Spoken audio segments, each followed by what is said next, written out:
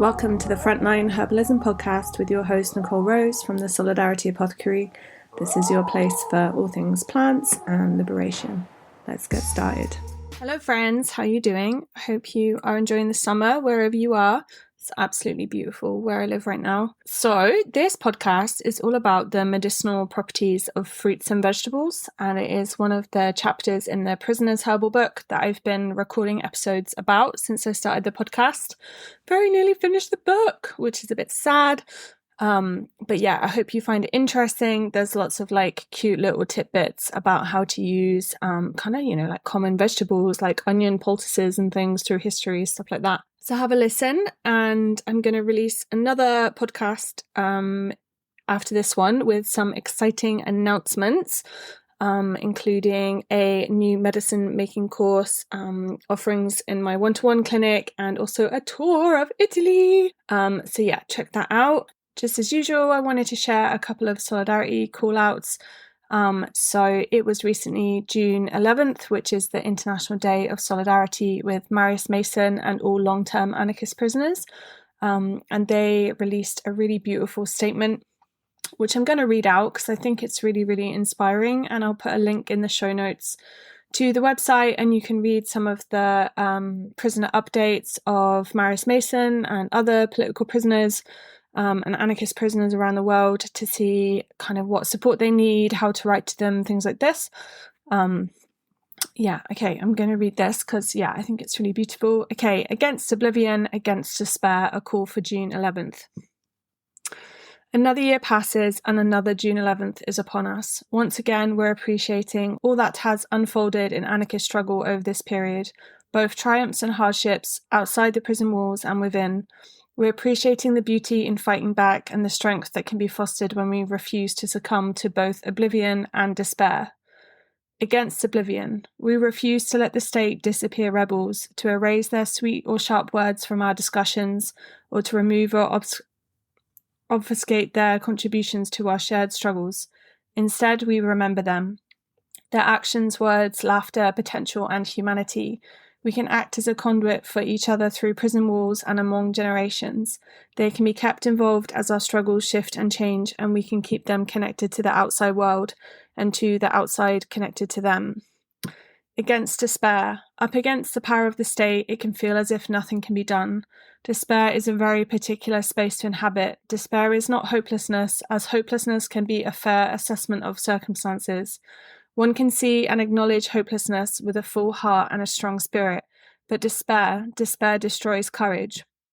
What is despair but to value the knowing of suffering without acting against it? We refuse to wallow in the realm of despair indefinitely. We refuse to let despair destroy our courage.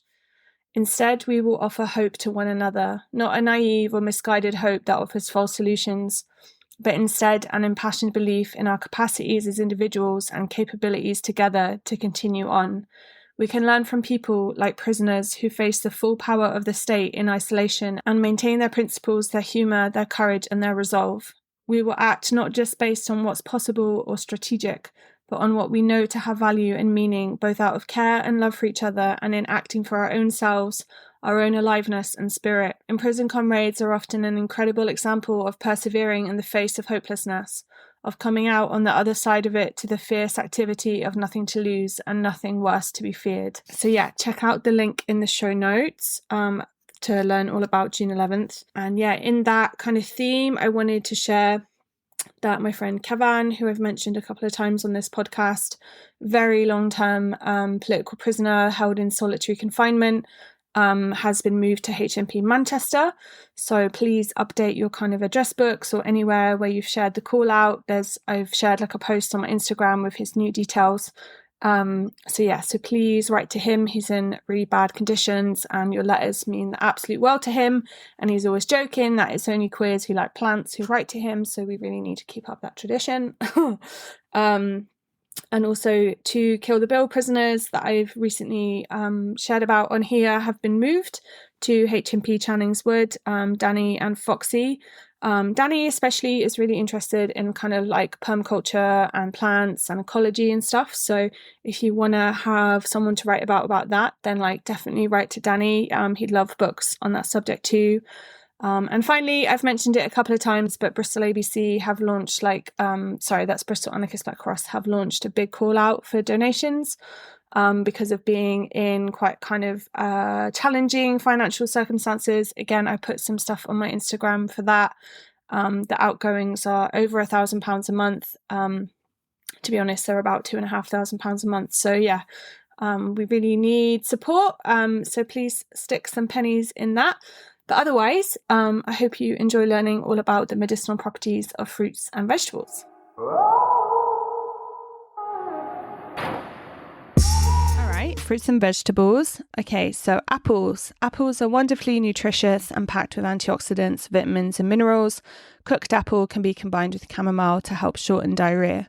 Fresh apple can also help with constipation. They're also very useful for people with high blood pressure or other heart-related conditions. Apple peel water has been used as a wash for inflamed eyes. The pulp has been placed over the eyes as a poultice too. Be careful with apples in prison though, as they're very unlikely to be organic, and make sure you wash them well. So just a side note, like if you have dysbiosis, kind of like, like bacterial, like small intestinal bacterial overgrowth, then apples can definitely be way too sugary for you in my experience. So just, be aware of that. Okay, bananas. Bananas can be eaten to help settle the stomach. As a source of potassium, bananas are useful for people with osteoporosis. They can also help lower blood pressure, stress, and hypoglycemia. Their iron content also stimulates the production of hemoglobin in the blood, making them useful for people with anemia. You can also use the inside of a banana skin on bruises for treating sunburn and for mosquito bites. Beetroot. Beetroots are high in vitamins and minerals. Studies have shown that they can lower blood pressure. They are a great fiber source and can feed the good bacteria in our guts. They have a good amount of iron, so are useful food for people who are anemic. The beta-carotene present in beetroot also aids in reducing or slowing macular degeneration in the eyes. Blueberries. Blueberries are full of antioxidants, which make them especially good for eye health, as well as helping the digestive system. Julie and Matthew Seal write that blueberries have a popular reputation for improving night vision and eye health in general. Scientific research has confirmed and explained this opinion. By their antioxidant action, these fruits help scavenger free radicals from breaking down vitamin C and the nutrients in the small blood vessels in the eye. This effectively delays the onset of cataract and glaucoma and macular degeneration. Carrots. Carrots contain beta-carotene, a precursor for carotene and vitamin A, which makes them useful for the kidneys, lungs, eyes, and skin. Beta-carotene is an antioxidant which has been shown by research to locate and destroy carcinogens in the lungs and pancreas. Carrots are a good food to eat, especially mashed up for people recovering from diarrhea. Carrot oil can be used for chapped and dry skin, sunburn and sun damage, eczema and itchy skin. Making carrot oil in prison would only be possible if you had access to a kitchen, unlikely for most. To make it, grate 2 carrots and then add the equal volume of oil, ideally olive oil or coconut if possible. Warm gently until the carrots are soft and the oil has turned orange. Strain and then bottle the oil. Try to keep somewhere cool if possible. Cabbage. Cabbage is a very good source of dietary fiber, calcium, magnesium and potassium, as well as other vitamins. They were used by sailors to prevent scurvy due to their vitamin C content. Cabbage leaves can be applied to sore breasts of people who are breastfeeding. Studies have shown them to be equal to gel packs in providing relief. The journal Cancer Epidemiology, Biomarkers and Prevention published research suggesting that cabbage and other brassica vegetables contain a relatively high content of glucosinolates, which have anti-carcinogenic properties. This means that cabbage and other similar vegetables scavenge free radicals, which can be detrimental to overall health and are major contributions to cancer and heart diseases. Cabbage can also help with constipation. You can also soothe joint pain with a poultice of cabbage leaves. You need to bruise the leaves in some way, like with a big rolling pin or meat hammer. In prison, you could also put the leaves on a plate, cover with a clean cloth and get your elbow in there, or just try to squeeze out the juice with your fists. On the outside, you'd warm up the leaves gently in an oven, but in prison, you could cover with boiling water just to warm them up. Then you simply layer the warm leaves over the joint and try to hold it in place, ideally with some cling film or a bandage. In prison, you could use a cloth or a bandana. Leave the leaves on the joint for at least 1 hour. You could also leave them overnight. Unwrap and hopefully you will be in less pain. You can also wrap cabbage leaves around an infected toenail, secure with whatever you can, and then cover with a sock overnight. In the morning, take off the sock and the leaves. Cucumber. So I hate to say it, but I really despise cucumbers. However, they have some useful medicinal properties for people who like them. Maybe you've seen people put cucumbers over their eyes in movies. Well, guess what? They work in refreshing the eyes. Simply place a slice over your eyes and relax. Slices of cucumber can also be applied to sunburnt skin or hot inflamed skin in general. You can also add sliced cucumber in your bath for a cooling effect on irritated skin. Dates. Dates are a fantastic energy source. They can help people suffering from constipation. You can eat them raw or soak them overnight to help soften them up. They can also help people in recovering from diarrhea. They are also a really good source of iron and other nutrients such as potassium, which studies have shown to lower blood pressure and reduce the risk of stroke as well as other heart-related diseases. Garlic, see spices and condiments section. Grapefruit. Grapefruit is a fantastic ally for the immune system due to its high vitamin and mineral content. Research has shown it to be an effective intervention for people with insulin resistance. In one study, subjects who ate half of a fresh grapefruit before meals experienced a significant reduction in both insulin levels and insulin resistance compared to the group that didn't eat grapefruit. It also helps people control their blood sugar levels and can reduce the risk of type 2 diabetes. Unfortunately, grapefruit can inhibit an enzyme the body uses to metabolize certain medications such as immunosuppressants, benzodiazepines, calcium channel blockers, carbamazepine, indinavir, and some statins. So worth checking with a doctor if you're on any of these. Brackets, easier said than done in prison than I know. Grapes. Like many fruits, grapes have a good range of nutrients that can help our health as well as fiber to help with healthy digestion. Grapes are high in potassium, making them useful for people with high blood pressure. They are also good if you are constipated. Grapes also contain the antioxidants lutein and zeaxanthin, which can help maintain eye health. Dried grapes, such as sultanas and raisins, can also have these benefits, but need to be consumed in moderation due to their sugar content. Kiwi fruit. Kiwi provides fiber, potassium, folate, phosphorus, copper, and vitamins A, C, E, and K. It's a good source of fiber and can have a bit of a laxative effect. The root and the fruit have been used in traditional Chinese medicine for thousands of years, where the fruit has been used as a juice to quench thirst, aid digestion, clear heat, and reduce irritability, inflammation, and vomiting. Lemon. Add slices of lemon to hot water or squeeze the lemon juice in the hot water and drink for coughs, colds, sore throats, and chest infections. Lemon is full of vitamin C and also helps stimulate bowel production, so you can use it for nausea or to help with digesting food. The vitamin C and other plant compounds also help it reduce risk levels for stroke and heart disease. Research published in the Journal of Urology shows that just half a cup, 4 ounces or 125 ml of lemon juice per day may provide enough citric acid to help prevent kidney stone formation in people who already had them. Adding lemon to food may also help with nutrient absorption. Sliced lemon can also be applied directly to spots and blackheads. Rub it over the spot and then leave for 10 minutes before washing off. Lettuce. When I got out of prison, I learned there was a whole world of lettuces that actually tasted of something, that all grew in different ways and shapes and were very different to the iceberg lettuce served up in prison. Lettuce is a good source of vitamin A amongst other nutrients. Wild lettuce is still used medicinally as a strong sedative to help people sleep as well as providing pain relief. I don't know how much common lettuce you'd actually need to eat to have this effect, but it could be worth experimenting. Remember Peter Rabbit eating a patch of lettuces and then dozing off. Unfortunately, most food in prison that is dripping with fat puts you to sleep after eating, while simultaneously starving you of all the nutrients you actually need to get a good night's sleep. Mango. Oh my God. If I'd have had access to mangoes in prison, it would have been a different fucking story, but it is possible in some prisons. Okay, mangoes are my absolute favorite fruit. Like most things on this page, they were not available to me in a private prison. I think I would have been 10 times happier if I could have sunk my teeth into this amazing fruit. Research has shown some of its antioxidant compounds that have been found to protect against colon, breast, leukemia, and prostate cancers. The fiber, pectin, and vitamin C can also lower cholesterol.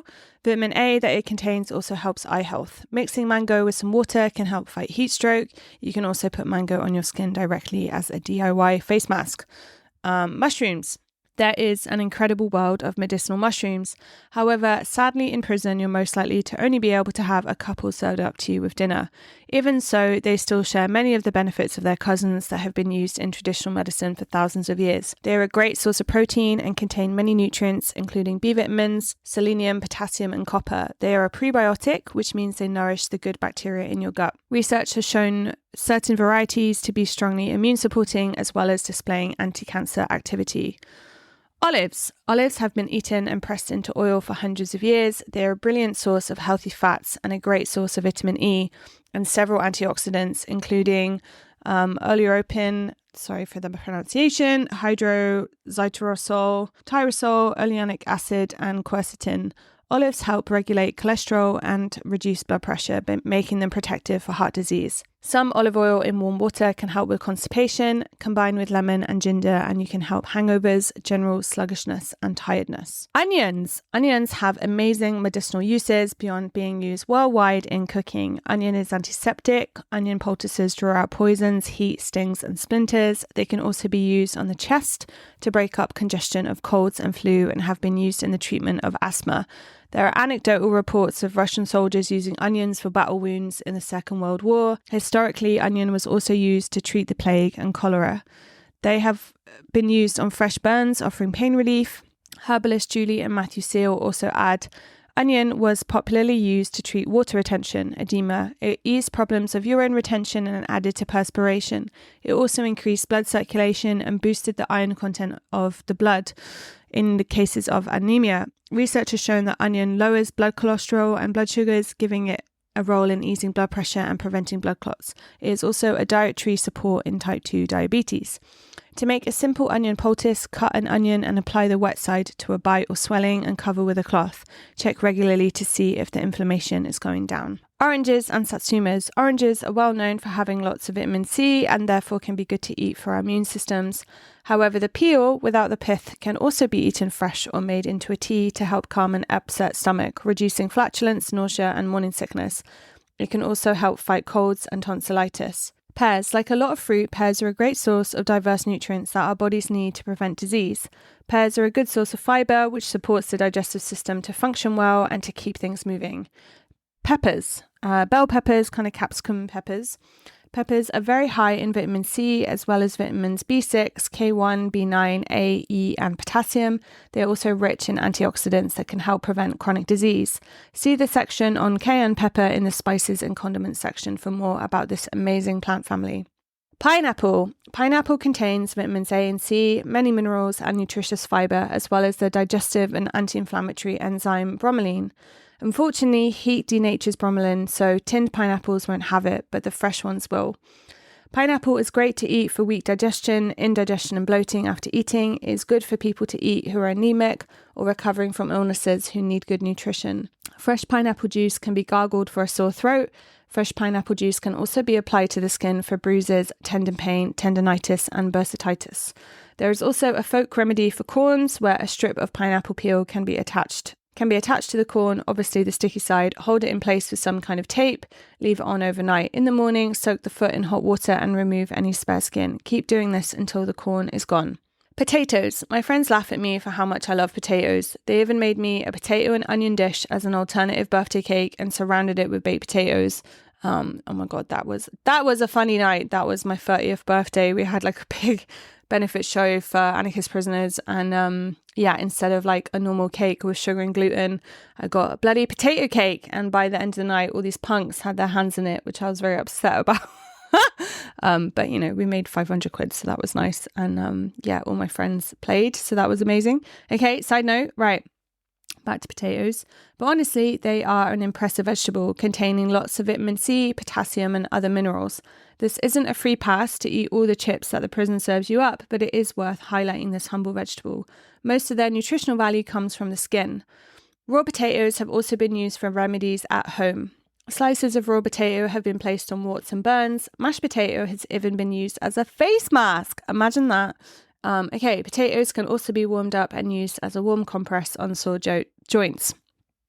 They have also been used to help with a variety of complaints, including skin conditions like eczema and dandruff, inflammation and dryness on the scalp. Prunes. Okay, prunes are a well-known remedy for constipation, combined with drinking adequate amounts of water. Otherwise, they can have the opposite effect. They are also a good source of potassium, vitamins, and iron. They have also been shown to lower blood pressure. Sadly, the sugars in them can make people bloat, and their source of natural fiber can worsen diarrhea. Sweet potatoes. Sweet potatoes are a superb source of vitamin A, as well as fiber and potassium. Vitamin A is a very important vitamin in general, and a deficiency can lead to vision damage. They can help with constipation. Recent research suggests they may reduce episodes of low blood sugar and insulin resistance in people with diabetes. All right, so that's like the Canteen remedies section finished. I hope you enjoyed that. Like I said in the previous episode, there is like no end to creativity of people in prison, and I just hope that the folks that have received copies of the book can actually like experiment with the stuff. Like I've had lots of anecdotes and testimonials, which are on my website. But yeah, I'm also stoked to hear about people experimenting on the outside with stuff they can find in their kitchens and things. Okay, so I will be back next time talking about plant allies and building a relationship with a plant. Okay, take care. Thanks so much for listening to the Frontline Herbalism podcast. You can find the transcript, the links, all the resources from the show at solidarityApothecary.org/podcast.